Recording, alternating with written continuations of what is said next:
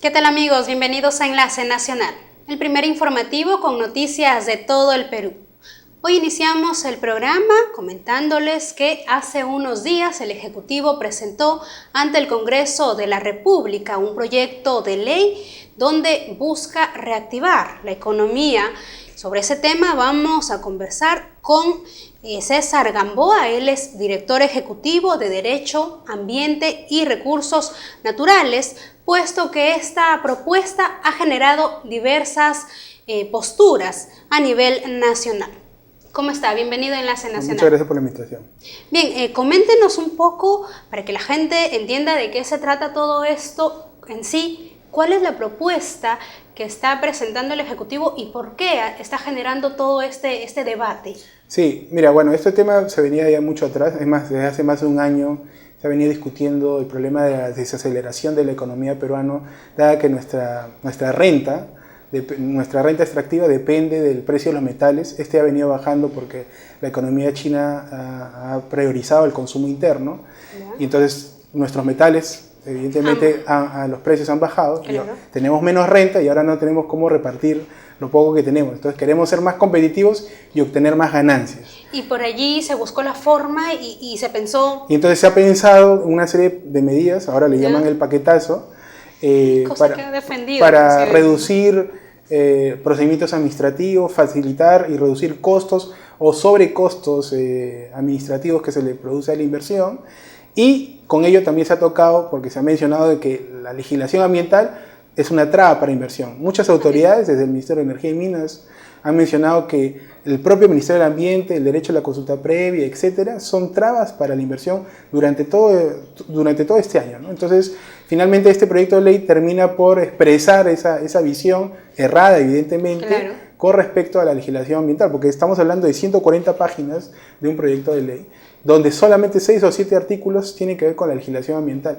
Si analizamos toda esta legislación en general, evidentemente el Perú está reduciendo su presencia y su control sobre la inversión, y de alguna manera está facilitando que ésta se pueda dar, pero generando riesgos ambientales, laborales, sociales. Conflictos sociales. Evidentemente conflictos sociales en cuanto a la legislación ambiental, ¿no? Claro, precisamente en el tema de la legislación ambiental en el que se le busca de una u otra forma dar puerta abierta a la empresa, ¿no? Para que ella se autorregule, entre comillas, porque no todas son responsables, hay que ser claros en eso, y porque además sería, y lo que muchos han dicho, muchos especialistas, retroceder en lo que ya se había avanzado respecto al tema ambiental. No, así es. Primero, nadie está en contra de la inversión, al contrario, hay un consenso político de hace más de 20 años entre ciudadanía, partidos, academia, sector privado, de que necesitamos la inversión. Pero tenemos que tener una inversión acorde con el desarrollo sostenible. Y para eso hemos generado una serie de instrumentos, una serie de institucionalidad ambiental que asegure que esa inversión no afecte ni a la salud de las personas, no afecte a los derechos de los ciudadanos y no afecte el medio ambiente. Entonces, en ese sentido, el año 2008 se crea el Ministerio del Ambiente, claro, ¿no? Para que sea una autoridad autónoma, independiente, que tenga una función rectora de generación de políticas y de normas, que asegure que haya un balance entre el tema ambiental y el tema económico. Y lo que está sucediendo ahora con este paquete de medidas es que se le está quitando algunas de sus competencias y se le está transsectorializando o va a depender de los demás sectores, ¿no? Precisamente eso. ¿Dónde quedarían las funciones y las responsabilidades que viene asumiendo el Ministerio del Ambiente, incluso el OEFA, ¿no? Que han sido creados precisamente para regular? En realidad son 5 medidas, ¿no? Y si hablamos del tema de competencias y pasar, y lo que está sucediendo es que el Ministerio del Ambiente va a pasar de ser un ente rector a un ente casi coordinador en una de ellas, ¿no? Que el Ministerio del Ambiente tenía la capacidad de aprobar límites máximos permisibles y estándares de calidad ambiental, que son instrumentos de gestión ambiental que en otras palabras te dicen si una actividad económica es viable o no, o sea, si contamina o no contamina. Y si contamina, evidentemente que es inviable y es sancionable. Así es. Si tú te pasas de un límite máximo permisible, tienes una sanción o se prohíbe esa actividad. Entonces, y esa función era del Ministerio del Ambiente, claro. Exacto. Ahora va a depender del voto aprobatorio del Consejo de Ministros. Se tiene que aprobar por un decreto supremo donde todos los ministros van a participar. Evidentemente, esos instrumentos se desarrollan hoy por hoy con las opiniones de los demás sectores, porque son instrumentos que se regulan para las actividades económicas de cada sector. Pero ahora vas a tener un órgano político la capacidad de decidir si se aprueba o no se aprueba o cómo se aprueba. Entonces eso es una interveniencia política a un proceso que era técnico, ¿no? Así es, y que quizás de repente yo lo veo con malicia, pero teniendo en cuenta además que hoy se prestan mucho todos los temas para que hayan intereses.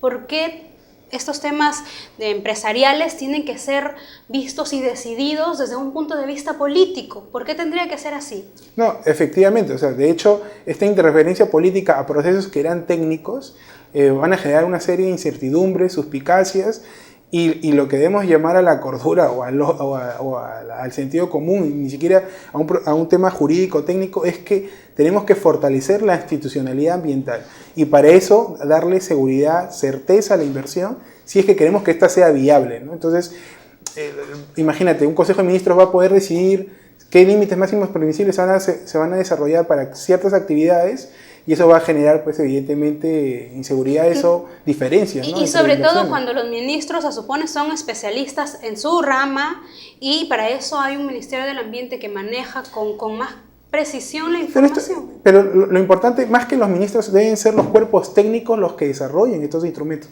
Y el Ministerio del Ambiente, no solamente de este gobierno, sino desde que se ha creado, ha intervenido y ha desarrollado estos instrumentos junto con los demás sectores a nivel técnico y no a nivel político, que es esta intervención. ¿Qué es lo que se está buscando ahora? ¿Qué es lo que está sucediendo ahora? ¿Por qué crees que están presentando el Ejecutivo esta propuesta?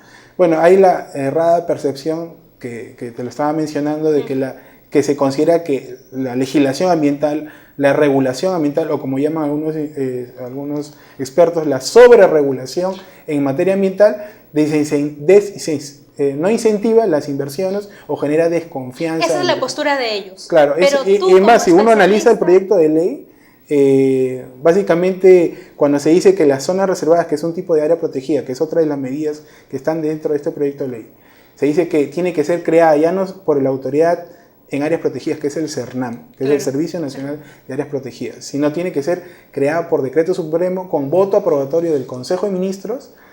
Están señalando nuevamente de que no tiene la capacidad el sector ambiental para crear este tipo de áreas protegidas, sino que tiene que hacerlo con el consenso de todos los ministerios, de todos los sectores, ¿no? Bueno, acá hay algo también que nos preocupa un poco, mucho diríamos, que el ministro del Ambiente, Pulgar Vidal, ha dicho que esto no lo ata de manos, pero yo te voy a pedir que nos des unos minutos, tenemos que irnos a la pausa y al volver nos va a responder César Gamboa este tema. Seguimos con más aquí en Enlace Nacional.